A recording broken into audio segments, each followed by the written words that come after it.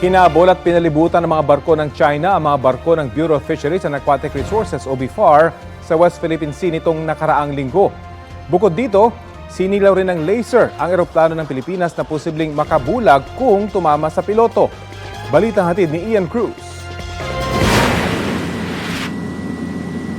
Mula sa ere, tanaw ang dalawang Chinese missile boats na kulay camouflage sa Hasa-Hasa Shoal, bahagi ng West Philippine Sea nitong Biyernes, September 27.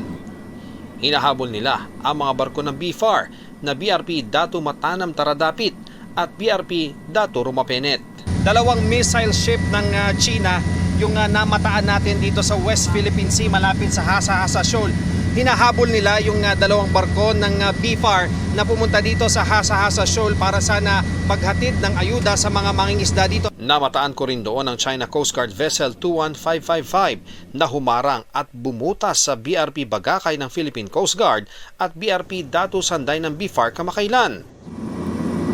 Maya-maya pa, sinilaw ng missile boat ang sinasakyan naming eroplano. Yan, laser. Agad nag-radio challenge ang aming mga piloto. Chinese Navy vessel, you are endangering our safety. Do not fire laser on our aircraft. Pero di sumagot ang mga Chino. 2 beses pang nag-laser ang missile boat. Pag natapat yun sa mata nating piloto, it will cause temporary blindness. Kalaunan ay umiba na ng tinatahak na direksyon ng missile boats at nagbagal ng takbo. Ayon sa National Maritime Council, ngayon lang bumuntot sa ating civilian vessel ang missile boat ng Chinese Navy.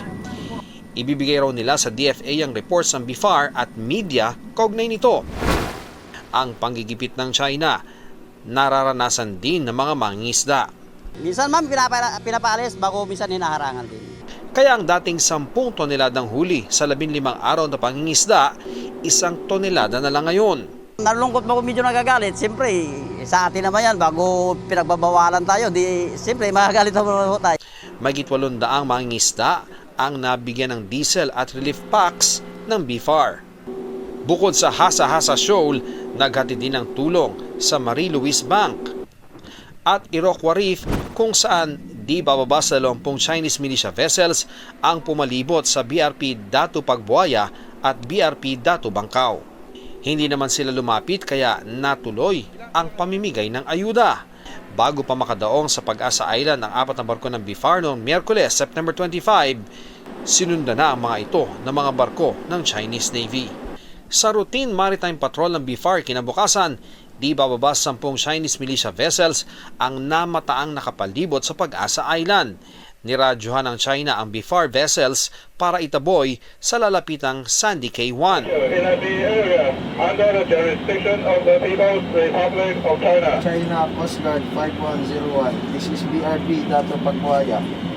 A Bureau of Fisheries and Aquatic Resources vessel of the Philippine government conducting a lawful maritime patrol. You must stay clear of our route. Over. Maya-maya ay nagbaba ng 2 inflatable boat ang China na may sakay na Coast Guard personnel na humabol sa BRP Datu Rumapenet. Sumunod na rin ang 2 Chinese militia vessels. Ang isa humabol sa Rumapenet, ang isa naman sa BRP Datu Pagbuaya. Pagkatapos, lumipad ang helicopter ng Chinese Navy at inikutan ang 2 barko ng BFAR. Ang Datu Rumapenet, pinagitnaan na ng isang Chinese militia vessel, 2 inflatable boat at helicopter ng Chinese Navy. Hinarangan din ng China Coast Guard ang Pagbuaya, isang dangerous maneuver na maituturing. China Coast Guard 5101.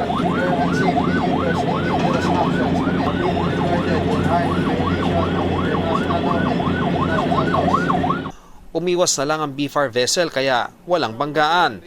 Natuloy rin ang patrol mission sa Sandy Cays 1, 2 at 3 na nilayon din ng China vessels. Ang mga hakbang ng China, tinawag ng National Maritime Council na illegal. That maritime area is within the exclusive economic zone of our country.